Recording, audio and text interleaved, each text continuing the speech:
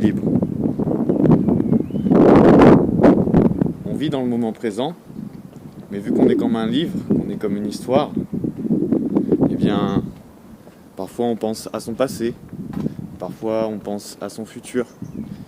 Et c'est facile à dire, mais aucun de ces deux temps n'existe. Et il n'y a que dans le moment présent qu'on peut être dans l'action. Donc bien sûr, il ne faut pas vivre sa vie sans avoir aucun plan, sans jamais penser au passé. Mais il faut restreindre ces deux activités, penser au passé et penser au futur, au minimum. Bon, le futur, c'est avoir une vision, c'est avoir une stratégie, mais ça ne doit pas prendre plus de 10% de votre temps. Le reste du temps, quand on est dans le présent, eh bien on peut vivre. Et surtout, quand on est dans le présent, on se rend compte que tout va bien. Mais quand je dis dans le présent, c'est en pleine conscience. Voilà, vraiment vivre le moment, avec ses sentiments, et se rendre compte que la plupart du temps, tous les drames en fait qu'il y a dans notre tête, justement, c'est que dans notre tête. Et c'est quand on vit soit dans le passé, soit dans le futur. Et c'est de l'anxiété qui est inutile parce qu'en fait on s'inquiète soit à propos de choses qui se sont déjà passées et que quoi qu'il arrive on ne pourra pas changer, ou alors d'un futur possible, mais des futurs possibles il y en a des millions, des milliers, selon le chemin et le choix que vous faites à chaque instant.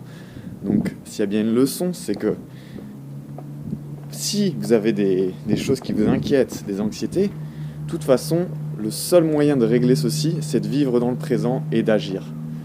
Donc voilà. Et quand on se met dans cet état d'esprit, eh ben c'est magique. Parce qu'on se rend compte qu'on peut faire tellement plus. On n'a plus l'esprit obturé par des tas de pensées, des anxiétés en plus qui nous freinent, qui nous tirent en arrière. Et on peut agir massivement. Alors après, c'est vrai qu'il faut quand même des stratégies. Par exemple, les affirmations. Il n'y a pas que les affirmations d'ailleurs, parce qu'il y a les affirmations positives, la pensée positive, et il y a aussi un terme que j'aime beaucoup qui est la pensée puissante. Parce que la pensée positive, ça peut être dire tout va bien dans le meilleur des mondes, je suis dans un monde fait de roses, alors que c'est pas le cas, et du coup ça va créer un écart encore plus grand entre ce que vous déclarez et ce qui se passe vraiment dans votre vie. Et c'est pour ça qu'il y a des gens dans le développement personnel qui peuvent finir au final très malheureux, alors que le but de tout ça était de les rendre heureux. La pensée puissante, contrairement à la pensée positive, elle se concentre sur votre façon de réagir aux événements. Parce que dans la vie, en fait, tout est action, réaction. Et votre façon de réagir aux événements est dictée parce que vous avez dans la tête c'est un peu comme un ordinateur et vous avez certains fichiers. Fichier réaction à la peur, fichier réaction au stress, fichier réaction à j'ai été en retard au boulot et du coup je vais me faire un sang d'encre. Si vous remplacez ces pensées-là par des pensées puissantes, par exemple, toute situation de stress ou crise ou obstacle est une superbe opportunité pour progresser, pour évoluer et pour créer de la puissance dans ma vie. Là, ça devient intéressant. Parce que vous ne décrétez pas que tout va bien. Vous décrétez que vous allez agir d'une façon nouvelle à chaque fois que cette situation va se présenter. Et ça, c'est énorme. Et ça marche. Mais, comme toute chose, on est des êtres d'habitude. Moi, quand j'ai commencé tout ce développement personnel, je croyais je le ferais 1 mois, 2 mois, et puis c'est bon, j'aurais le niveau, je serais comme Tony Robbins, mais non, ça marche pas comme ça. Il faut beaucoup de répétitions. Il faut garder la foi, et surtout, il faut savoir que c'est un chemin. Il faut savoir profiter de chaque jour. Parce que c'est pas parce que vous n'êtes pas arrivé en haut de la montagne que vous n'êtes pas en progression. Et le but de la vie, c'est le chemin. C'est la progression, c'est l'évolution. Et une dernière chose, qui est aussi assez complexe dans la vie, c'est que tout est équilibre. On a autant besoin de soi que des autres.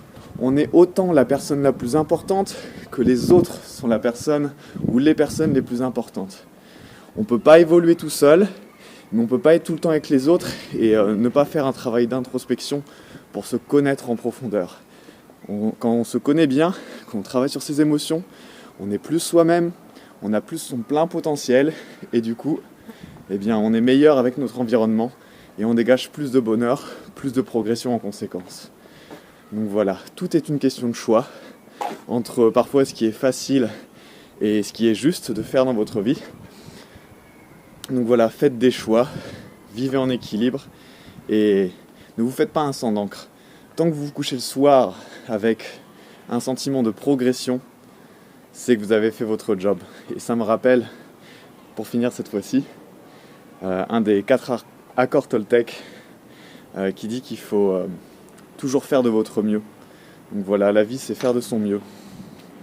Et le reste, il faut aussi profiter parce que c'est un voyage complexe avec des rencontres, des événements inattendus. Et il faut, comme au boulot en fait, travailler sérieusement sans prendre au sérieux. C'est-à-dire savoir que la vie c'est sérieux, que ça peut heurter, mais aussi que ça peut être un jeu. Équilibre, dualité, yin, yang. Donc voilà, pour avoir de la lumière, il faut connaître l'obscurité.